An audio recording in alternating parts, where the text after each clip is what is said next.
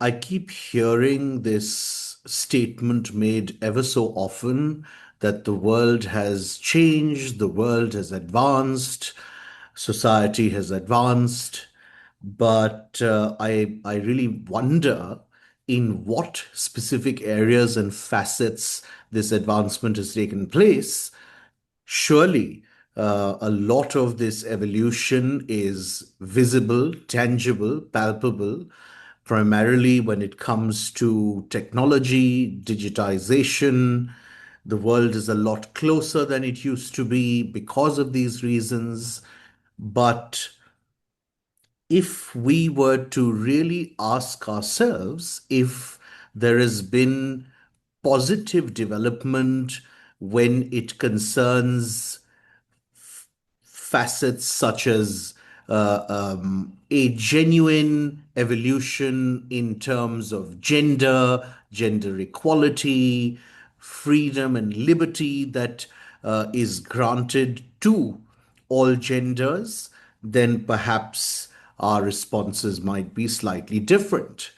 It's ironic that we call women the fairer sex because I think it's fair to say that amongst the various genders, women do continue to be at the receiving end of a host of injustice, born from various deep-seated sort of societal evils like patriarchy. And it's important as we forge ahead at breakneck speed with technology, artificial intelligence happily taking over our lives, that we pause and investigate how, as human beings who inhabit the genders we do, we are feeling in today's current climate. Um, we are going to talk specifically, therefore, about women today. We are calling this session of talk therapy They, the Women. Um, I intentionally called it so because I'm very saddened by the fact that there is a certain amount of othering and diminishing that continues to happen in my own perception of women and around women. So we're calling the session They, the Women. This is Talk Therapy brought to you by Driveway Devi. I'm Karthik on behalf of Driveway Devi, and joining us to talk about this is the very insightful Abhya Sharma, who is an associate clinical psychologist and a psychotherapist, and perhaps more significantly, as a young woman who inhabits the realm of mental health and therapy, she has certain insights and observations about how she sort of evaluates her own stature and status as a woman today and within her therapeutic space. I'm extremely grateful and excited for this very important conversation. I'd like to welcome Abhya and thank her for making the time. Thank you so much for having me here, Karthik. And I am also very much looking forward to having this dialogue with you. Abhya, as I usually start with most of my guests, before we get into the murky waters of gender politics and dynamics, I would love for you to tell our audience a little bit about your therapeutic practice in your own words, please. So I have been a psychotherapist for the last 4.5 years now, and I majorly work with adults in one-on-one therapeutic setup. But I also enjoy group interactions, be it in the form of trainings, workshops, or facilitating support groups and such. In terms of my approach to therapy, I would say that it keeps evolving, but I feel that it's deeply rooted in the existential philosophy, where my attempt is to try and understand what aspects of the human existence is the person grappling with at the moment. which has sort of manifested itself in the form of anxiety or depression or whatever condition that they've brought in. Is it the idea that life is finite and that's bringing in some feelings, or is it the idea of meaninglessness or the idea of responsibility or choice that this person is grappling with at the moment? So it's a very explorative approach to therapy, quite non-pathologizing. Having said that, I am also an associate clinical psychologist, and that field is majorly concerned with assessing and diagnosing specific mental health conditions. So I think over the last 1 year, my attempt has been to integrate these two seemingly opposite ends of the spectrum when I work with somebody when they've brought in a specific problem with me. So Very interesting because the entire sort of realm of existentialism is, um, at least to me, in my very limited and rudimentary understanding, cannot be separated from a very, very present philosophical facet.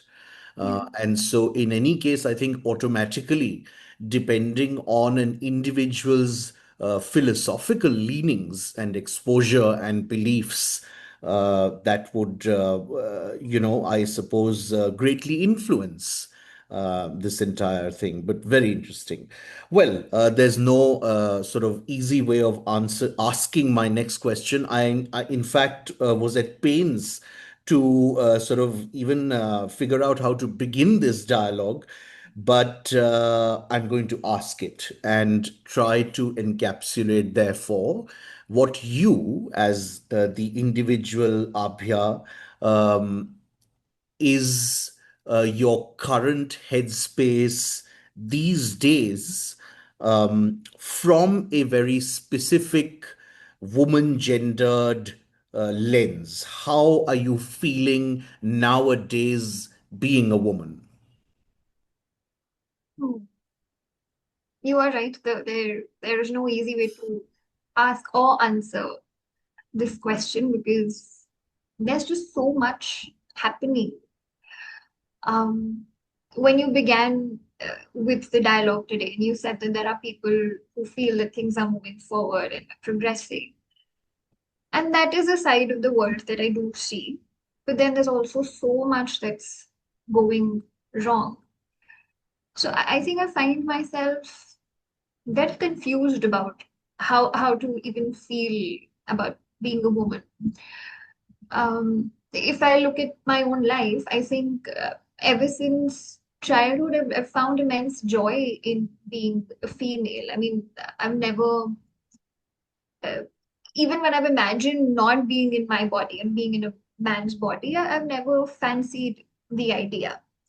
Um, because I mean, as a child, I think it was based on very silly things that, oh, I'll not get to dress up or I'll not get to put makeup because back then that was also such a gender thing that it's not. Absolutely. I was just going to say that that perception and belief itself is born from the stereotyping that's happened. Yes. Yeah. Uh, and I think this whole idea of even finding joy in being a female, I'm now becoming aware of how much of a privilege even that is because I never had to fight with my parents to let me study or to not get me married off at a younger age. Or I've not really seen very blatant discrimination between my brother and myself. And I do give a lot of credit to my parents for that. But even as I say this, I am realizing how these are such basic things, but you still feel that this is such a big thing that I've been provided with because of the state of women in our society. True. Um, Perhaps one way of, and I'm just taking the liberty of interrupting because this is very, very difficult to answer, encapsulate, navigate. There's so many, it's such a layered and yeah. complex thing. Perhaps one way we could look at this, or examine this, is maybe by talking about specific areas of your life and existence as a woman that you feel are either compromised or diminished in some form or fashion, because that might give this some direction. Just a suggestion. Right.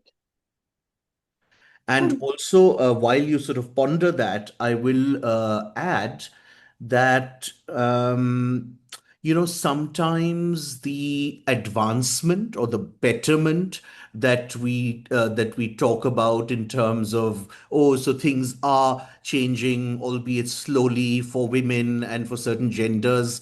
I think we also sort of either conveniently or unwittingly avoid a deeper qualification of those changes and evolution, because we ought to also look at how and why they've come about. So, for instance, to give you a very crude example, if we are saying that, okay, by and large, safety for women has improved, has that happened really because of a mindset shift amongst a certain people, or has that happened, for example, simply by virtue of the fact that there's a spurt in technology and there can be more apps and more devices that sort of keep you safe? So I think that qualifier also is very important, because again, in the interest of full disclosure, I am cynical about this. And my own view is that there's little to no change in mindset. It is several other factors, if at all, that have alleviated some of these things.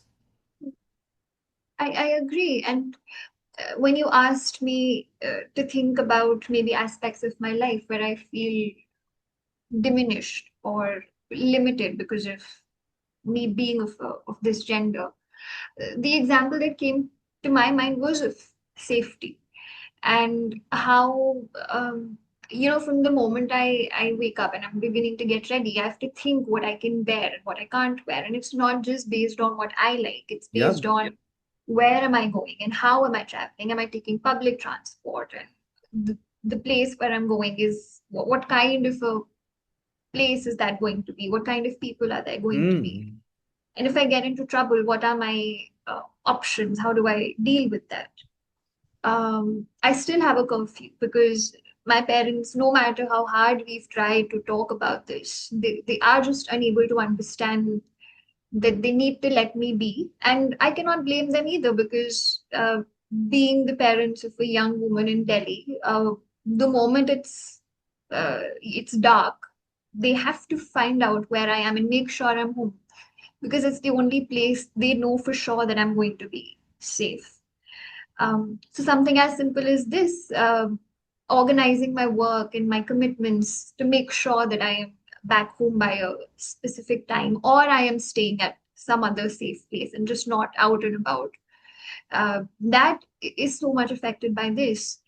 And you're right that is safety increasing because of the advancement in technology, or have just women found their ways of limiting their own visibility so as to avoid getting hurt in the first place? Or have they stopped reporting? Or have they stopped speaking up? I mean, there are just so many things that need to be looked into before we make a statement. Absolutely. Like, And I think what's of relevance here, because of course, you and I are both sort of chiefly concerned with the psychological fallouts of these various realities and situations, yes, is that as unconscious or subconscious as it may be, this consideration set of that very, very relevant and important example that you cited of, what shall I wear, and how will I travel, and where am I going to, and will it be shady, and will it be this or that and the other, all of this becomes this very, very big and constant and perennial and permanent burden to carry. And it festers, and it ought to, I mean, I'm not the expert here, but I'd love for you to comment on how this sort of albeit passive, but constant strain within at some level can sort of chip away at one's peace of mind over a sustained period of time. I think the level of vigilance and hypervigilance that it ends up manifesting within you, that's hard to even explain. I mean, sometimes even I don't realize there's so much calculation that I'm doing at one particular moment just to make sure that I am safe and nothing happens to me. And I wonder what it would be like to not, like, what would my mind do if I would not be thinking of all of this? And how much more could I actually think and relax and just be? And I remember with my guy friends, and sometimes they're like, why are you thinking so much? And why, like, it's okay, nothing happens, it's okay, you're fine. But it's so difficult to explain to them the experience of being a female. It's not just um, getting hurt for your own self, but it's because they also say that, as men, we also are scared of stepping out in the dark. What if something happens to us? But I feel the repercussions are so different for us. And again, sorry, I'm interrupting. Not only are they completely different, I think it would be an almost impossible, and this has nothing to do with how empathetic or not a person is. But sorry to be so crude, but when a lady is groped and violated on, let's say, a bus, it's almost impossible for a man to really encapsulate, visualize, and imagine what that feels like. Yeah. I mean, even worse than that is you not even knowing if this has happened or not. The questioning, the gaslighting that you put yourself through to just convince yourself that maybe this was not intentional, Yeah, maybe this was just a brush of the hand, maybe he didn't mean to do this. That is so, it's like, chipping away at your sense of self because you're constantly confused what to do and what to feel, uh, and never being sure of uh, your own self. Um, yeah, that's what's coming to me. I mean, the other day, and I'll take the liberty of quoting an example that you were talking about the other day when you said that your partner opens the door and they ask, "Is there somebody home?" The second thought I had was, what if that person was, what if I tell that person that it's just me at home, and what if they just do something to me? Because even when you're home and there's somebody at the door, you're scared that yeah, what if this person just realizes that I'm just by myself, yeah. and so I need to constantly know what are things that I can use to protect myself and all of that. Absolutely. I think the safety aspect of this entire thing is arguably at the front and center. And I've quoted this example earlier. I'm going to repeat it because I think it's very important. There was a recent show on Amazon Prime called Cough. Of course, it is billed as a horror show, but funnily enough, aside from the actual horror stroke supernatural that's taking place, the ever present and looming threat of safety to the main character, who is a woman who's moved from the relatively small confines of Gwalior to New Delhi, and what all happens with her in public spaces in Delhi in terms of her safety is a very, very specific and large and important theme of the show. I think people must watch that because it's very, very close to reality. I mean, there are, for example, scenes where she's standing outside the entrance of an underground underpass and just standing and contemplating for 2, 3, 5 minutes whether she should enter because it can be the tunnel of hell. So, just this is a big one. And of course, you mentioned the other two things that I want to address with you. And please, please come in with anything other than this that might occur to you. One, of course, is this entire, unseeing the woman, which is, the doorbell rings, a woman opens the door, and she's told, "Ghar pe koi nahi hai kya?" And the guilt that women constantly experience and are made to experience in every role that they inhabit from the moment they're born, most of which is very, very unwanted sort of thrust upon duties and obligations, whether it's mom guilt or partner guilt or daughter-in-law guilt or daughter guilt or whatever guilt. So I think these are two other areas which I'd love to get your own sort of views on. One is the entire diminishing of जिसको हम अच्छी हिंदी में अस्तित्व बोलते हैं कि आपका कोई अस्तित्व ही नहीं है, and the other thing is the guilt. Hmm. So, in terms of the first thing that you said, जो जो अस्तित्व की आपने बात की है, um, I'm really trying to recall what are those moments where I have felt this way personally.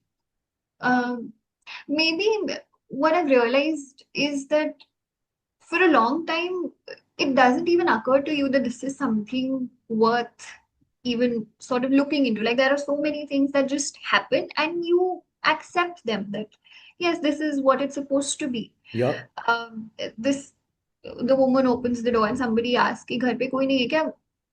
It really takes a moment to pause and actually realize what has happened. And absolutely. then when you do that, you look back at your life and you realize, oh, that's what had happened there as well. Maybe in the garb of providing safety, maybe in the garb of doing something for me, people have constantly diminished me as a person. Maybe in some ways telling me that, we can make better choices for you. Be even, in romantic relationships where the partner just feels entitled that, I know what's better for you because Yeah, I've seen the world. yeah, So yeah. I can tell you what needs to be done.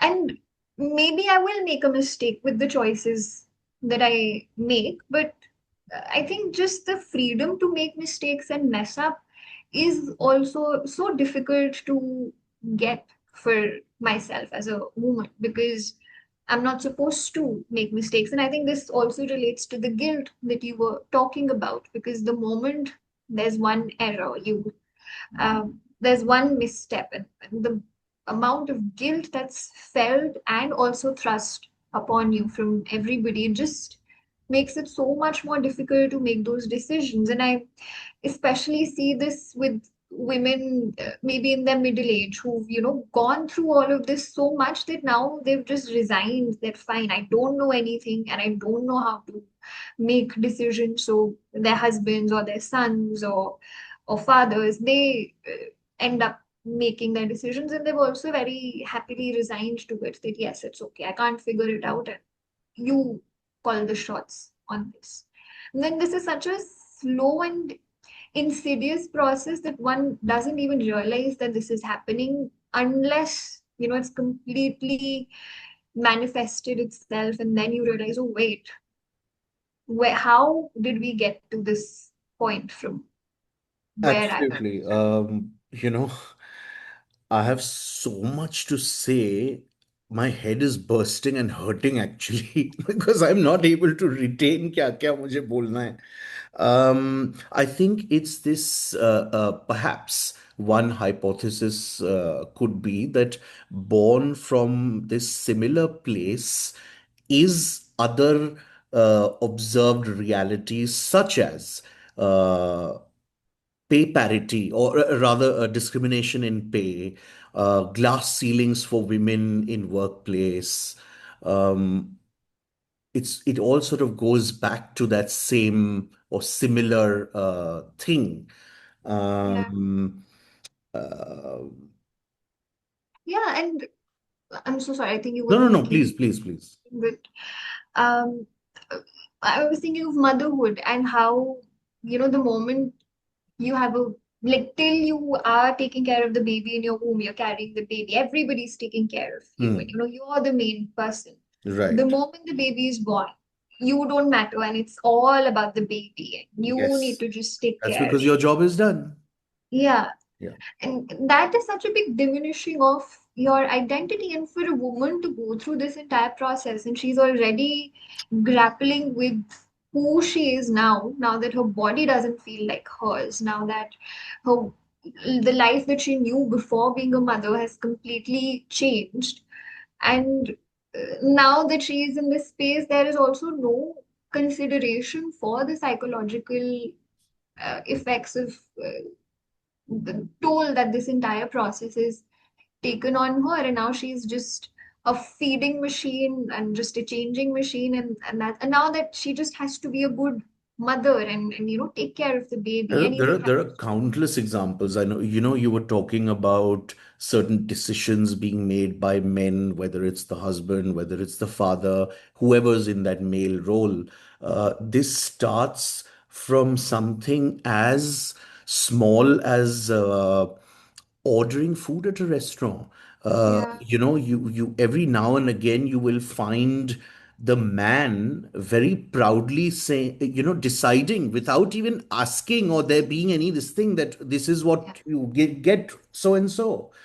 And of course, then going all the way up the scale of the larger, sort of more significant decisions in life. Um, uh, uh, uh, so there is this stand-up comedian. Gosh, I can't for the life of me remember her name.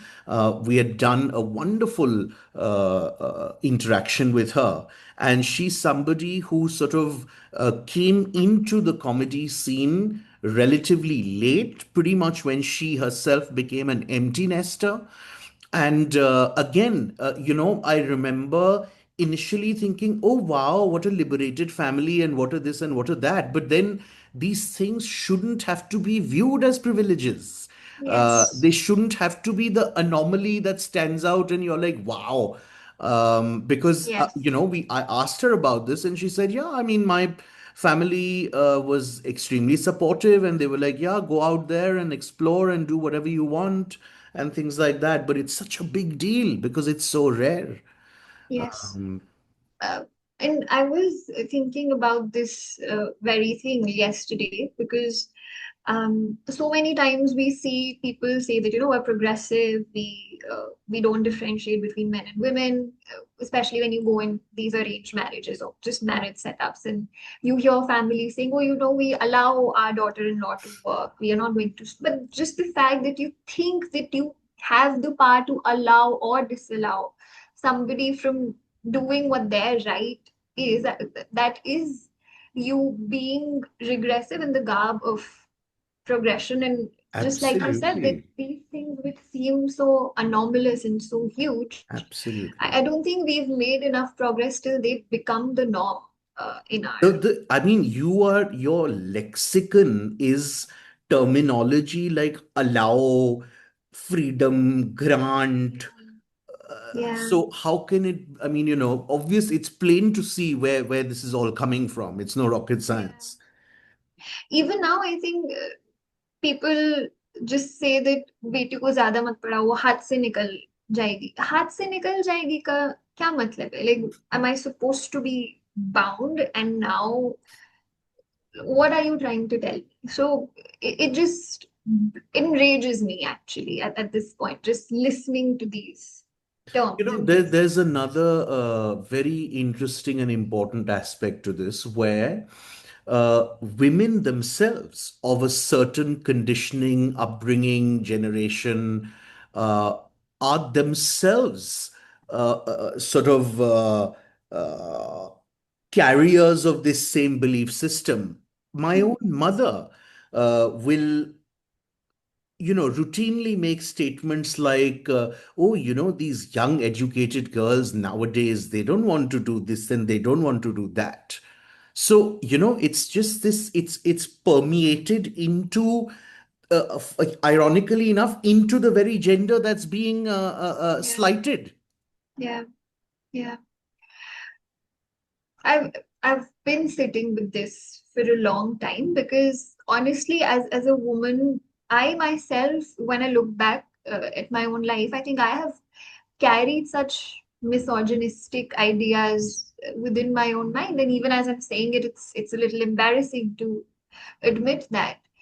Um, but and I've actually been trying to look at it from a more sort of existential lens as well. And my idea is that because we are all trying to find something to hold on to, some ground to stand on, these beliefs, they become that ground. So the moment that somebody brings in a different belief, it's almost like, oh, the ground that I was on is shaky. And that also means confronting the fact that maybe a lot of things that I've done in the past, because of these beliefs, were not correct or were not the best. And now I need to accept that I may not be as good of a person as I've been thinking. So because that's so uncomfortable, it's just easier to say, oh, these beliefs are correct, and whatever you're saying is nonsense.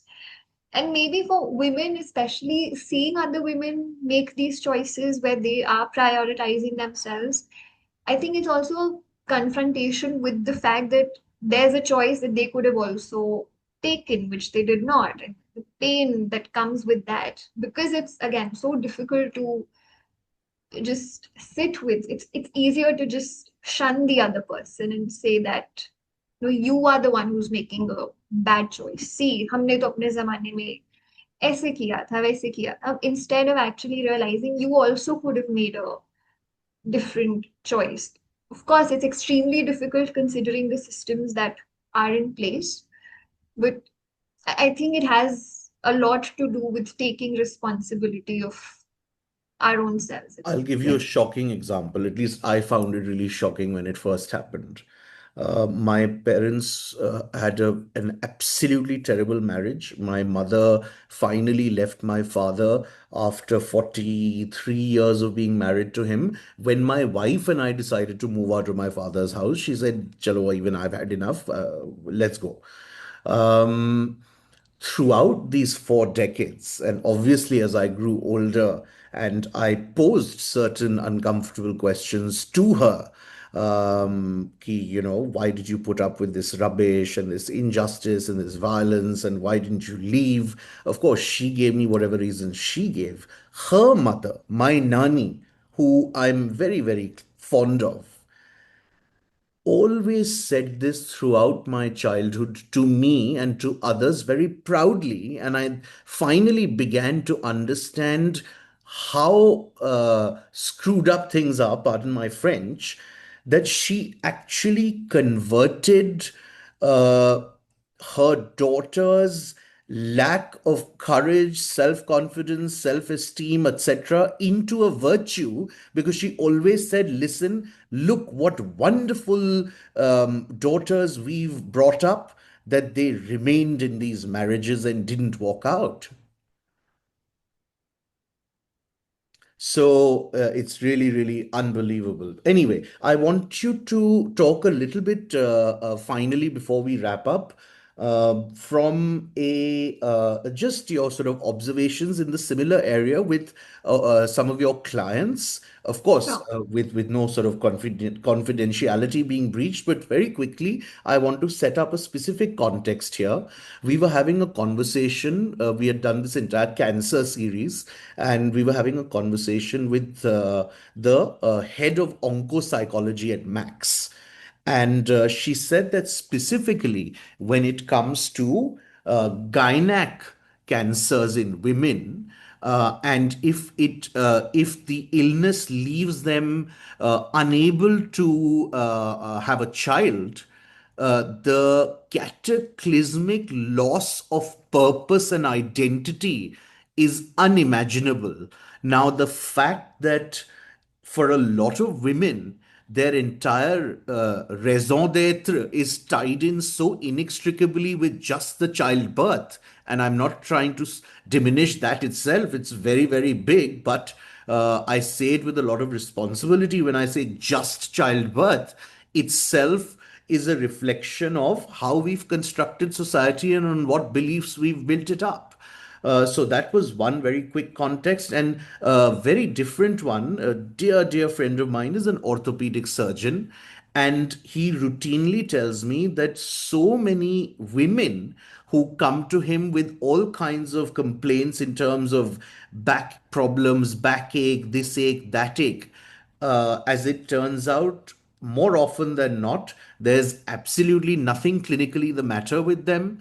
And it has uh, invariably, it is, sort of trauma that's literally decided to reside in one specific part of their bodies. And the moment they release that, whether they do it through traditional psychotherapy or however, it's gone. Right. Yeah, I think in terms of the kind of clients I see and uh, the kind of problems that my female clients bring in, they have a lot to do with identity and worth that's tied to all these other things. So if we sort of break it down into different age groups, so the younger age groups, so from 20 to 30, 35, um, women are in this transition phase where Hmm. they've now studied and now their families are Hmm. beginning to think about marriage even as young as 22 years of age, and now they're thinking, okay, I need to make everything of my career within these next 5 6 years Yeah, because last probably chance. the only time I have to do that. So I want to either use that as a way to delay getting into a marriage, or I want to do it so that I know that I gave my all to my work, because I don't know after marriage if this is going to be an opportunity for me or not. Or you need to be so good at your work that you need to use that as a way to justify why you are not, following a traditional, uh, conventional. Trajectory. Yes.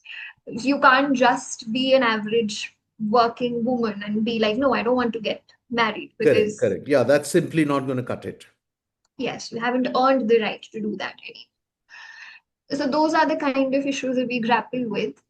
Something very interesting I've been noticing in my clientele within the middle age, the 40s, late 40s, is there's so much anger that comes up in these women, because they've spent their lives, parents said get married, they did that, then in-laws said have a child, they did that, then when they were had those children, they either had to leave their jobs, or there was a lot of pressure from the in-laws and constant taunts that you're not being a good mother.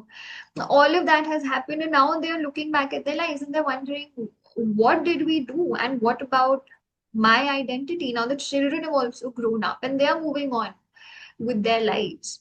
The husband is also, able to manage, and nobody needs us anymore. So what did I do all of this for? And now, who am I at this point? And it comes with so much grief and so much anger. And I think a lot of that anger is towards the outside world, but I think so much of it is also internal, that why did I not make better choices, and why did I just let go of my thoughts and my beliefs and my wishes so easily? And that's that. Lots of women within this age group, when they're not married, and they're trying to sort of, and they're enjoying their lives, but there's always that thought in the back of their head that maybe if I just found a partner, it would complete me. Like it would just be that one thing that's still missing.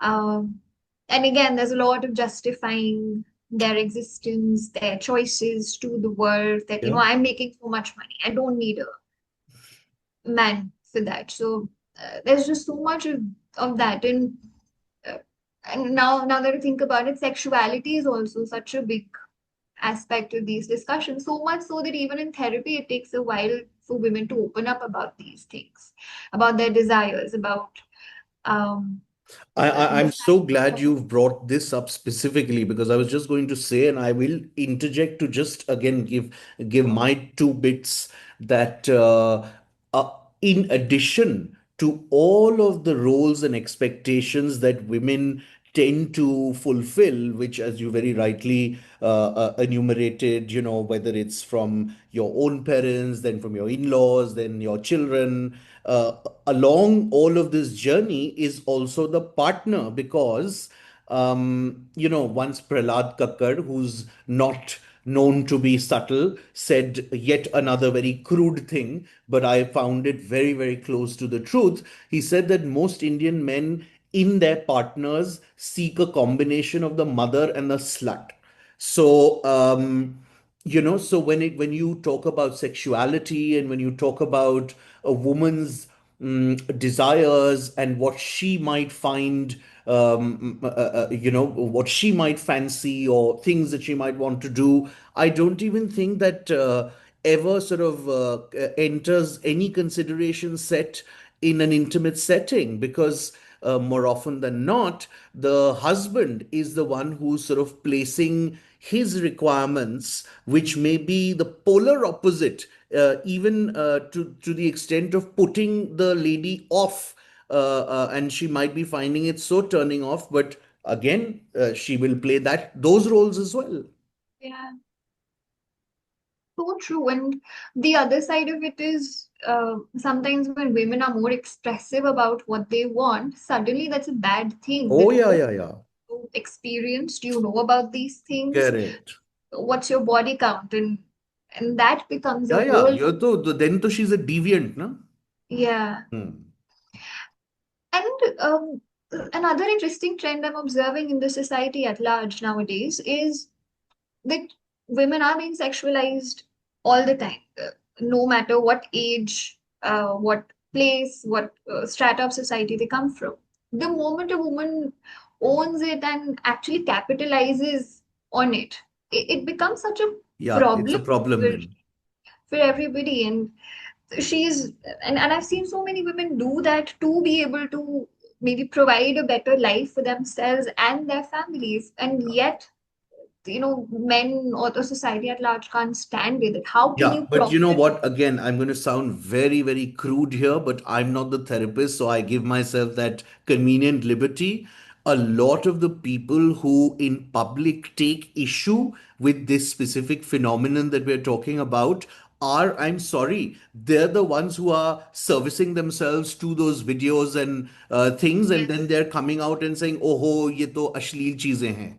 yes, it's like they are so ashamed of their own Yes, it's selves and trying to be, projection. yes, that, yeah, ridiculous. I want to desperately sort of end this on a slightly positive note, but not just for that.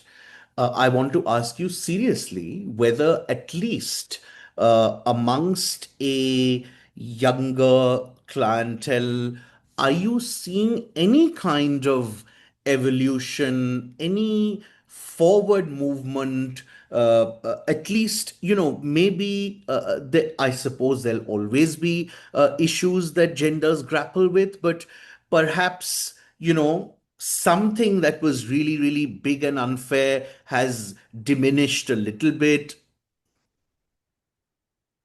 Hmm.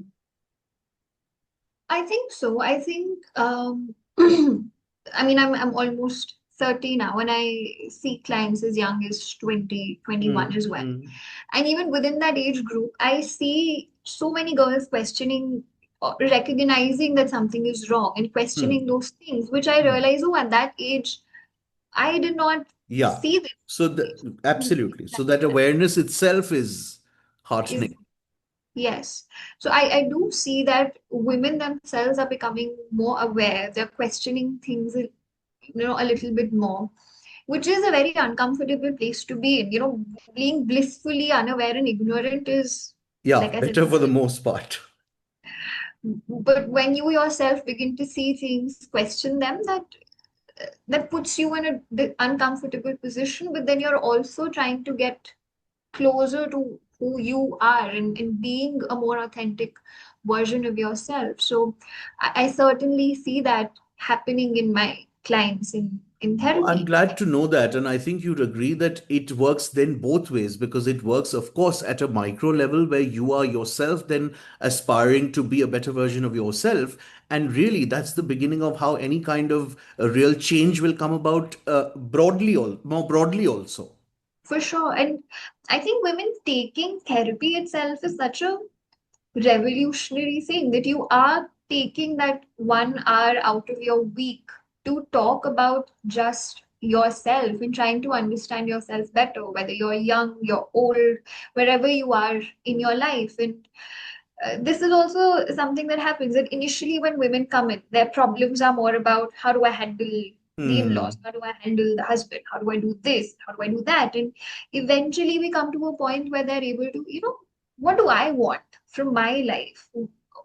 Where am I in this entire Yeah. thing? And that change is also so heartwarming, and for Yeah. them also to realize that now I'm actually thinking about myself and I'm I think living my initially it's probably more, just like navigating symptoms, immediate like symptoms that are yes. happening, which sort of overwhelm you. And then you sort of, as you get, move forward on that therapeutic journey and path, you sort of begin to realize that, oh, so actually this goes back to this and this and this. Yes. Yeah. Wonderful. That was a very, very important discussion. Perhaps we'll do a part two at some point in the future where we can have stories of emancipation, and that's all we discuss. And we'll, raise a little toast and have a drink on air. But on a perfectly sincere note, the fact that you are one such instrument who is catalyzing this process, or at least you're holding space for these very, very important investigations to take place in your therapeutic practice is very, very important, most commendable. I hope that more and more women and men find clarity, purpose in your space, and as do you yourself. Thank you very, very much for this. Thank you so much for having me and asking me these questions and having this discussion. I think my mind is also now bubbling with ideas and things to say. And yes, let's connect again and talk about them as well. But thank you so Wonderful. much for giving me this space. My pleasure. Thank you.